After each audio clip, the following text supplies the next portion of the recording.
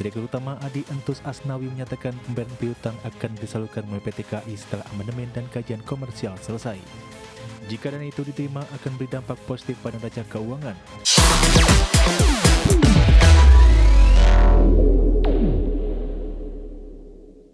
Terima kasih Anda masih bergabung sama kami. Pemirsa, PT Adikarya Tbk menegaskan masih ada piutang proyek LRT Jabodebek tahap pertama senilai 2,2 triliun rupiah yang belum dibayarkan. Ya, Direksi Adi menyebut pembayaran sedang proses melalui PT KAI dengan skema penyertaan modal negara atau subsidi. LRT Jabodebek tahap pertama sepanjang 44 km sudah beroperasi sejak Agustus 2023. Nilai pembangunan mencapai 25,5 triliun rupiah. Adi sudah menerima 23,3 triliun rupiah, namun masih tersedia piutang sebesar 2,2 triliun rupiah yang belum cair. Direktur Utama Adi Entus Asnawi menyatakan pembayaran piutang akan disalurkan melalui PT KAI setelah amandemen dan kajian komersial selesai. Jika dana itu diterima akan beri dampak positif pada neraca keuangan dan digunakan untuk melunasi kewajiban serta modal kerja perseroan. Selain piutang LRT tahap 1, Adi juga tengah menyusun skema pendanaan untuk proyek LRT tahap 2. Perusahaan BUMN ini membuka opsi pendanaan di luar anggaran pemerintah melalui kerjasama dengan KAI dan mitra lainnya. Berbagai sumber untuk ID Actiono.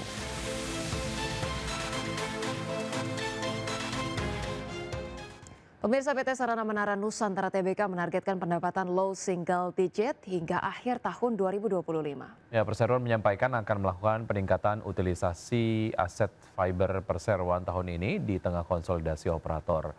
Advisor and Group Investor Relations PT Sarana Menara Nusantara Tbk Adam Gifari menyatakan perseroan akan meningkatkan utilisasi fiber untuk konektivitas. Lebih lanjut, perseroan juga akan lebih banyak melakukan ekspansi di Pulau Jawa mengikuti jejak yang dilakukan oleh operator seluler dan juga perusahaan-perusahaan yang memiliki bisnis fiber to the home. Sementara itu, sampai dengan akhir Juni 2025, perseroan mencatatkan pendapatan usaha konsolidasian sebesar 6,39 triliun rupiah, naik 3,9% secara tahunan, sedangkan laba bersih mencapai 1,65 triliun rupiah, naik 2,9% secara tahunan.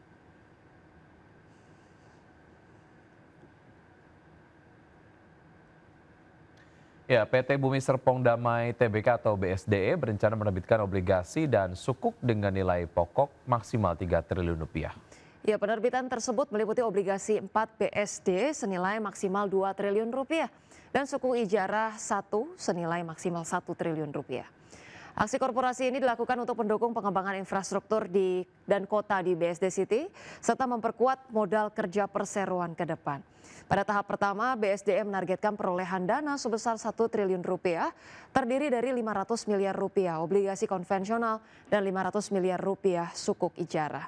Instrumen ini telah memperoleh peringkat IDAA untuk obligasi dan juga IDAA untuk syariah atau sukuk dari Pevindo. Kebijakan penurunan suku bunga acuan oleh Bank Indonesia menjadi katalis positif bagi sektor properti, di mana biaya pinjaman yang lebih rendah diharapkan dapat meningkatkan keterjangkauan KPR, memperkuat daya beli konsumen, serta mendorong permintaan terhadap produk residensial primer. Terima kasih Anda masih bergabung bersama kami. Bersama Presiden Prabowo Subianto merombak susunan Kabinet Merah Putih. Ya, Presiden mengganti 5 menteri dan melantik menteri dan wakil menteri haji dan umroh. Dalam perombakan kabinet ini, pemirsa, Presiden melantik Purbaya Yudi Sadewa sebagai Menteri Keuangan menggantikan Sri Mulyani. Presiden juga melantik Muhtarudin sebagai Menteri Perlindungan Pekerja Migran Indonesia menggantikan Abdul Qadir Karding. Kemudian Ferry Juliantono sebagai Menteri Koperasi menggantikan Budi Ari. Muhammad Irfan Yusuf sebagai Menteri Haji dan Umroh. Kemudian Dhanil Anzar sebagai Wakil Menteri Haji dan Umroh. Sementara Menko Polkam dan Menpora baru belum dilantik oleh Presiden.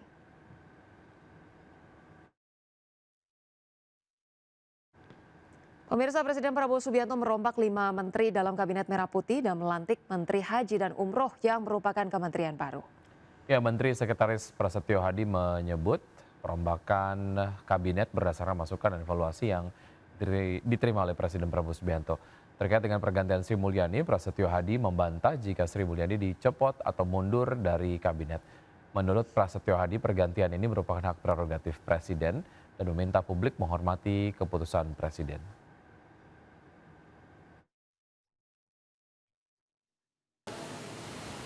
Ya, bukan mundur, bukan dicopot. Jadi Bapak Presiden selaku kepala negara dan kepala pemerintahan, tentunya kita semua paham bahwa beliau memiliki hak prerogatif, maka kemudian atas evaluasi beliau memutuskan untuk melakukan perubahan formasi.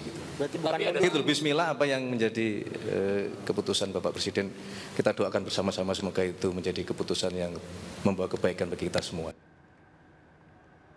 Ya, pemirsa, sebelum kita akhiri Market Plus pada pagi hari ini, kita lihat terlebih dahulu bagaimana posisi IHSG di perdagangan 23 menit pertama pada pagi hari ini ya.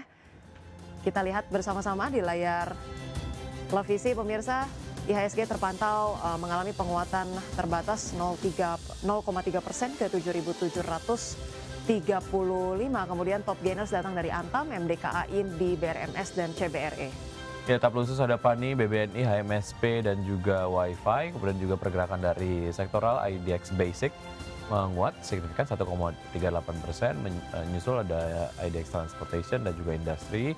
Dan sektor yang melemah paling signifikan adalah sektor non-cyclic yang melemah hampir 1%.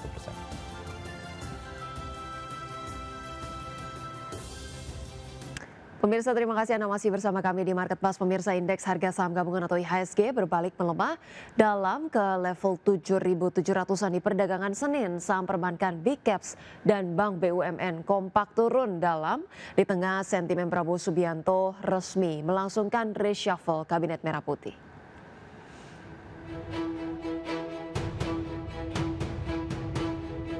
Indeks harga saham gabungan atau IHSG berbalik arah ke zona merah dengan melemah dalam. Mengutip data RTI, IHSG anjlok 1,28% ke level 7.766,84 dan dalam sepekan IHSG melemah 0,81%.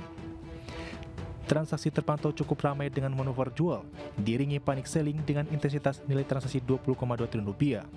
Saham-saham konsumen non-primer melemah paling dalam 2,48%, sektor keuangan tertekan 2,29%, dan sektor infrastruktur koreksi 2,07%. Sementara sektor barang baku menguat terbatas di 0,77%.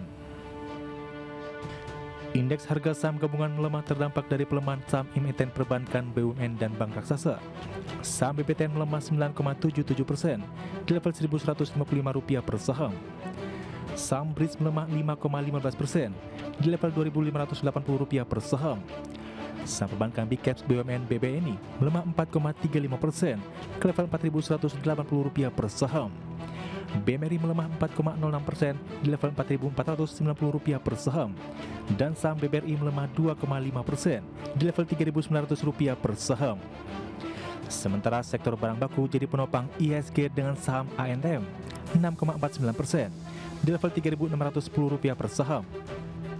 PSAB ditutup menguat 3,5% di level Rp585 per saham. UNTR ditutup menguat 4,34% di level Rp26.450 per saham. Penguatan saham emiten emas ditopang harga komoditas kembali cetak rekor tertinggi intraday dan penutupan.